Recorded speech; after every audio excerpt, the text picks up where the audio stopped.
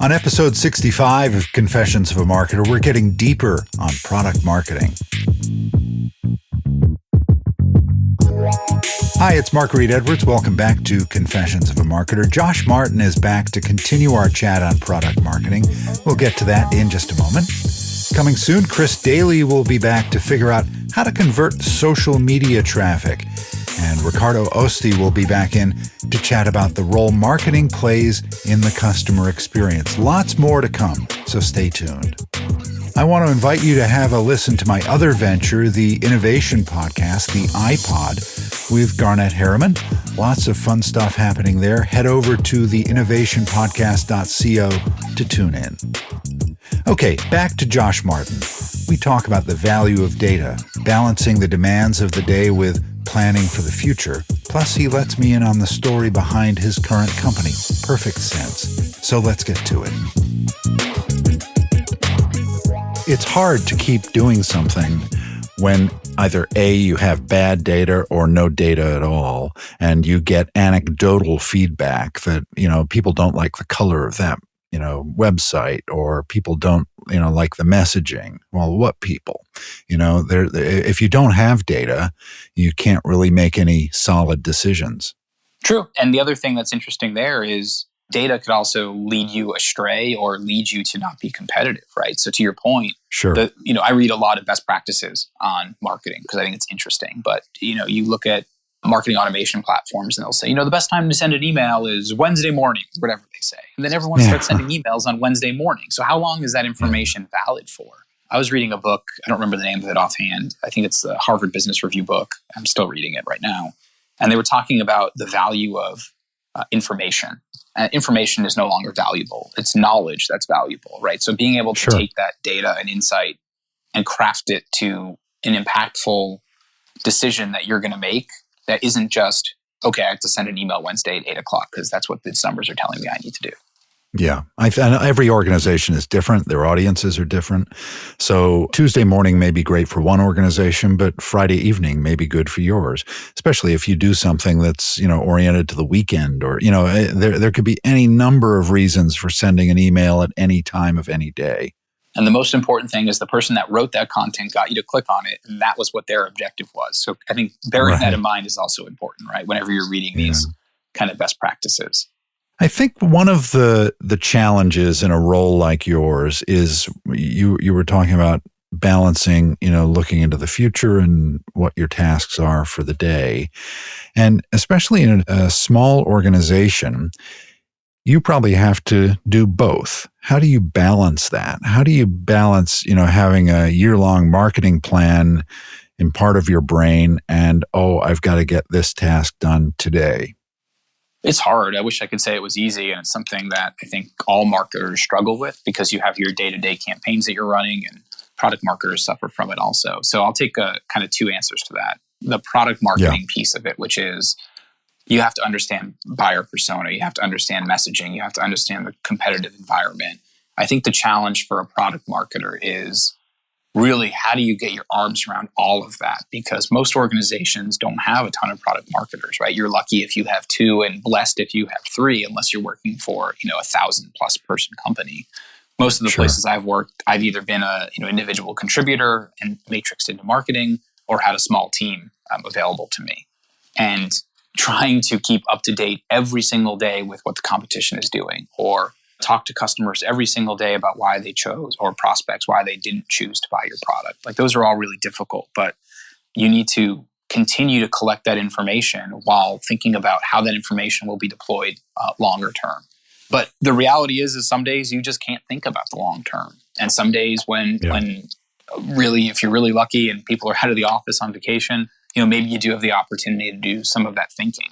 For me, I tend to handle a lot of my day-to-day practical stuff in the office. And then my kind of thinking about all of those issues tends to happen either in the car on the way to and from work or, if I can't sleep at night, I start thinking about some of these longer-term things. And then it's just... Or maybe that's why you can't sleep at night, right? It's probably both, right? I think that's pretty true.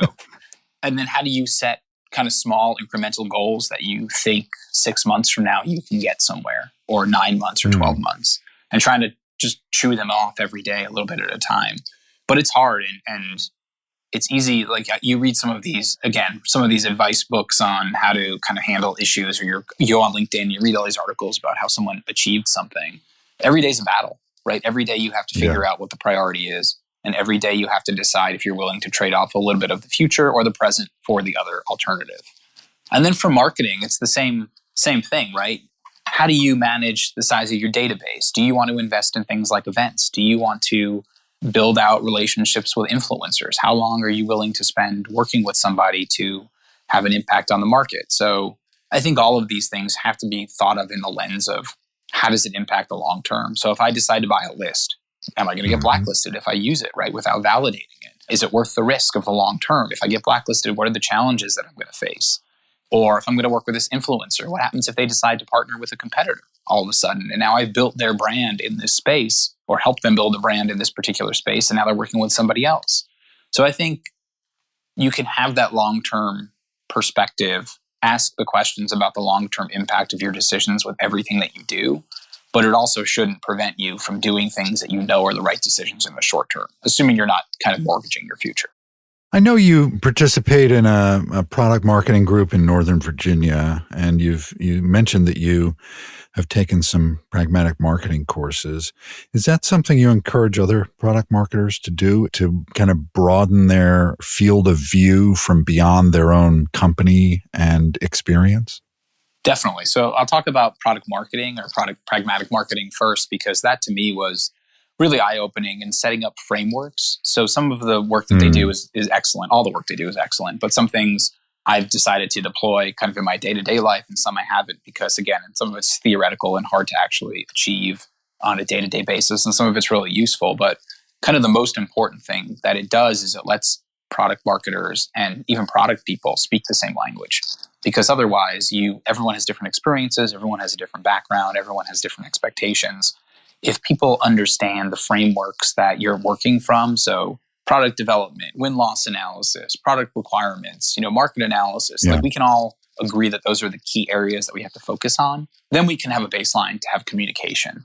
But if we have different expectations of what product is and what marketing is and what product marketing is, it's really hard to get on the same page. So that to me is the most important value of those. They have great teachers also, so there's a lot of benefit of being exposed. And then you also get the opportunity at those sessions and in the product meetups to talk to other people about the challenges they're facing every day. We all work in really competitive environments, but what I found from a product perspective, and even marketing, right? You have Marketo meetups, is people are really willing and able to share their advice and best practices with you in a practical way, right? Without fear of, oh, this person might be a competitor, or this person's going to take this advice and try to use it and in a way that may be detrimental to me. At least in the area that I work in right now in product marketing in Northern Virginia, I've found the community be incredibly open to discussing pros and cons of their job, ways that they've overcome major challenges. And you get to hear that real boots on the ground, like, I just dealt with this.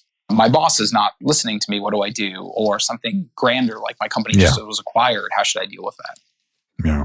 And there's a vibrant community down there too. I know I've had a couple of clients in that area, and it's, getting from point A to point B in Northern Virginia is not easy if you're in a car, which is your only choice. It is very difficult, which is one of the reasons that I switched jobs probably since we last spoke, because the commute, even though it was only 20 miles, was about an hour a day, and I just couldn't do it anymore. Yeah, it's rough being in the car. Now I just have about a 10 or 15 foot commute, which I really enjoy. You are making everyone listening jealous, I'm sure, with that, Mark. We all aspire to not have those commutes that we have to deal with. So tell me about the company where you are now. I think, many of my listeners have content management systems, and they'd be interested in learning about your company.